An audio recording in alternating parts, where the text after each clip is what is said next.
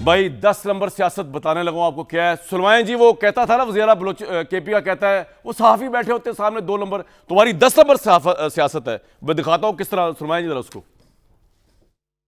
इस मुल्क की एस्टेब्लिशमेंट ने सियासत के बजाय इस मुल्क को डंडे के जोर पर जबरदस्ती लोगों को बिठाकर हुकूमतें बनाना शुरू कर दी और उसी दिन से पाकिस्तान नीचे जाना शुरू हो गया। अभी ये 2024 का इलेक्शन जिस तरीके से बदतरीन धांधली की गई है, ये सबूत है इस बात का कि तुम्हें पाकिस्तान में इलेक्टेड नहीं सिलेक्टेड लोग चाहिए, क्योंकि तुमने असल में हुकूमत चलानी होती है और तुम ही ने असल में हुकूमत गिरानी होती है। तो जब हुकूमत तुम चलाओ और तुम गिराओ तो फिर ये असेंबलियां क्यों बनाई गई, आइन क्यों बनाया गया? तो फिर अगर आप जज भी हो, आप वकील भी हो, आप मुद्दई भी हो, तो ऐसे मुल्क नहीं चलते। वो इमरान खान जो सिर्फ और सिर्फ इस कौम की बात करता है, आज वो बेगुनाह जेल में है। किसकी वजह से? क्योंकि निजाम को खतरा है उससे।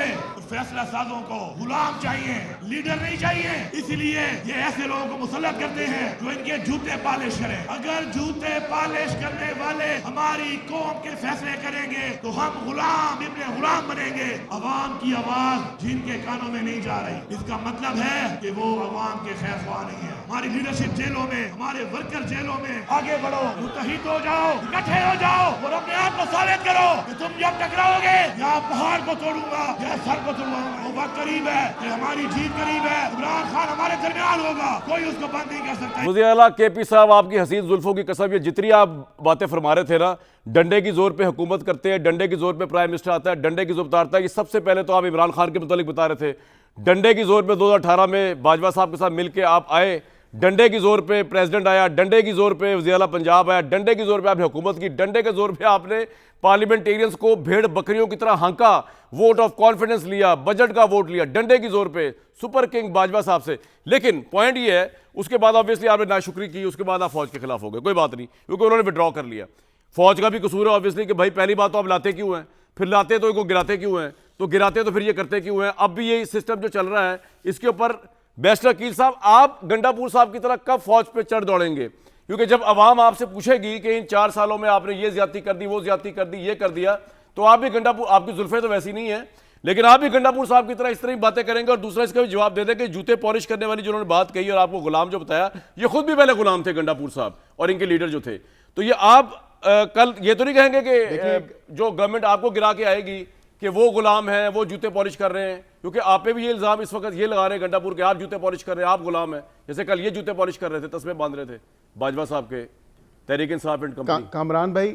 कामरान भाई, मैं ये ज़रूर मैं बात करूंगा कि 15 मिनट जो है लाहौर वकला के साथ जो गुफ्तगू शनीद हुए और जो बातचीत की और जो इस्टेब्लिशमेंट के ऊपर एक तनकीद की इन्होंने, और जिस तरह तनकीद की, जो तर्ज़ तनकीद था, वो तमाम तर देखने वाला था कि इनको अपने गिरबान में झांकते हुए शायद शर्म भी महसूस नहीं हुई होगी। और उसी तरह 16वें मिनट में, 15वें से 16वें मिनट में आप जो टोन और टेनर चेंज हुआ है कि हम फिर भी मुज़ाकरात के लिए तैयार हैं, आप फिर भी मुज़ाकरात चाहते हैं। आप क्यों परेशान हो जाते हैं अगर इमरान खान के मुज़ाकरात हो रहे हैं? भाई आपका क्या मसला है यार? आपके ये अपना काला सीवी धब्बा लग रहा है कि बेच आपके दौर में ज़बान जो है ये इमरान खान साहब की ज़बान है कि देखिए, इनको शर्म नहीं आती कि उन्हीं फौजियों की, अफवाज पाकिस्तान की जो तनसीबात थी, 200 से ज़ायद मकामात थे, उन पे जाके ताबड़तोड़ हमले किए।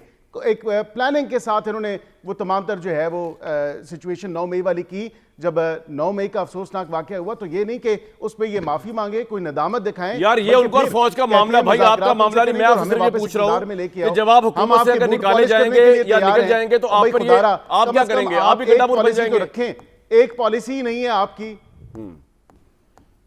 जी जी बताएं। मैं ये कह रहा हूं आप तो नहीं गंडापुर बन जाएंगे कि बन जाएंगे? मैं कह रहा हूं एक पॉलिसी नहीं है, एक पॉलिसी नहीं है। आजम सवाती कहता है मुझे टास्क मिल गया, मैं बुध वाले दिन किसी को मिलूंगा। अब बुध भी गुजर गया, ये नहीं पता है यार बैरिस्टर साहब, ये उनका इंटरनल मामला है। आप मेरा सवाल का जवाब, मेरी जान, आप मेरे सवाल का जवाब दें। मेरा सवाल क्या है? मैंने कहा मेरा सवाल ये है, लेकिन अगर बात बनती है तो फिर बात कर भी लो। मैं ये, मेरा सवाल ये नहीं था। मेरा सवाल ये कि आप तो और क्या है, आप भी तहरीक इंसाफ की तरह कल एहसान फरामोशी करेंगे एस्टैब्लिशमेंट के ऊपर, इस तरह बयान दे रहे होंगे कि जी हमारा तो कसूर कोई नहीं था, वो जितना गंद किया वो एस्टैब्लिशमेंट ने किया, जिस तरह ये कह रहे हैं, और जो अच्छा अच्छा किया वो हमने किया। क्योंकि भैया मैं एस्टैब्लिशमेंट को बता रहा हूं इस प्रोग्राम के प्लेटफॉर्म से, पॉलिटिशियन पे ट्रस्ट ना करना भाई, खबरदार मिस्त्री होशियारबाश। मैं तो ये कह सकता हूं। देखिए, मैं आपको कामरान साहब मैं ये बता सकता हूं कि बिल्कुल जब मियां मोहम्मद नवाज शरीफ साहब को, एक इलेक्टेड प्राइम मिनिस्टर को, और बिल्कुल मिफ्ता साहब ने भी बात की तस्दीक की है कि जब उनको निकाला गया, जब प्रोजेक्ट इमरान खान को प्रॉपरली लॉन्च किया गया और इस सोसाइटी में लोगों को बताया गया कि वो एक मसीहा है, वो एक ऐसा शख्स है जो पाकिस्तान को बचा लेगा, और फिर तबाहकुन जो हालात थे पाकिस्तान के वो आपके सामने थे उनकी दौरा हुकूमत में। माजरत के साथ ये देखें, मदाखलत उस वक्त हुई थी। ये सर आपका पॉइंट आ गया, मैं उस तरह हिस्ट्री में नहीं जा रहा, आप पॉइंट आ गया, आपका मुझे आगे जाना है। वैसे भाई आपका पॉइंट आ गया, साकिब निसार सवाल मेरा ये नहीं था, वो तो हमें पता हुई थी मुदाखलत, यार ये सवाल नहीं था। मैं ये कह रहा हूं आपने ये कब, अच्छा आगे चलते हैं, हम देखें, मैं आपको ये जरूर कह सकता हूं, राइट नाउ एक टीम वर्क चल रहा है। वजीर आजम पाकिस्तान क्रेडिट देते हैं जहां क्रेडिट ड्यू होता है, और होना भी चाहिए। स्टेट और हुकूमत बिल्कुल इकट्ठे चल रहे हैं, या कि जहां दो कालिब हैं वो उससे मेरे से बेहतर आप जानते हैं, और टीम वर्क मैं तो बड़ी अच्छी तरह जानता हूं, पाकिस्तान को बेहतरी की तरफ लेके जा रहा है। मैं तो बड़ी अच्छी तरह जानता हूं, मैं क्या डिटेल बताऊं इसकी। मेरे भाई ये बताएं कि ये फौज का और इमरान खान का मामला, इसके अंदर नून लीग क्यों करती है? ये जो हमदर्दी 9 मई की करते हैं, मुझे बड़ी अजीब से लगती है। आपको अजीब लगती है वैसे? जी बिल्कुल लगती है। और आपको लगता है कि जिस तरह गंडापुर साहब आज स्टैब्लिशमेंट पे चढ़ दौड़े हैं, उस जमाने में बाजवा साहब की गोदों में बैठे थे चढ़ के, तो कल नून लीग भी ये कर सकती है? अल्हम्दुलिल्लाह, अल्लाह के अभी तो यकजान कल बने, अल्लाह के फजलो करम से इससे आगे जाएंगे। उसकी वजह यह है कि अल्लाह के फजलो करम से मियां मोहम्मद नवाज शरीफ साहब की हमेशा से पूरा ट्रैक रिकॉर्ड देख लें, किसी आर्मी चीफ के साथ उनकी बनी हो। दूसरा, पीडीएम देख लें, पीडीएम में क्या करते थे? 26 नुकात, फौज को सियासत से दूर रखना है, असल और वधिया जमहूरियत लानी है। और मरियम नवाज साहबा के प्रेस कॉन्फ्रेंसों में ये जो दहशतगर्दी इसके पीछे वर्दी है, और बाजवा साहब ये आपने कर दिया, बाजवा साहब ये आपने कर दिया। और उसके बाद आ गई है, मैंने उस दिन भी कहा था, कोई एक जमात मुझे मिले काश जो इक़्तिदार में आके कहे कि फ़ौज को सियासत से आउट होना चाहिए, और जो और अपोजिशन में जाकर कोई ऐसी नहीं मिलेगी, कोई नहीं मिलेगी। जब इक़्तिदार में आते हैं इनको 1 पेज अच्छा लगता है, जब अपोजिशन में होते हो इनका 1 पेज बुरा लगता है। ये पूरी सियासी जमातें सब, फौज वो चाहते हैं जो इनके साथ खड़ी हो, इलेक्शन कमीशन वो चाहते हैं जो इनके लिए धांधली करे, पुलिस और एफआईए वो चाहते हैं जो इनके मुखालफिन को मारे। सूरत हाल है कि शहबाज शरीफ मौका नहीं दे रहे। भाईजान, शहबाज शरीफ साहब क्या मौका देना है? शहबाज शरीफ साहब ने पता है किस तरह मौका देंगे। नहीं, मौका का मतलब समझ रहे ना आप, कि कोई ऐसा मौका नहीं दे रहे कि कोई तनाजा हो और दूसरी पार्टी की तरफ कोई ताकतवर लोग जाएं, क्योंकि बेनिफिशियरी हैं।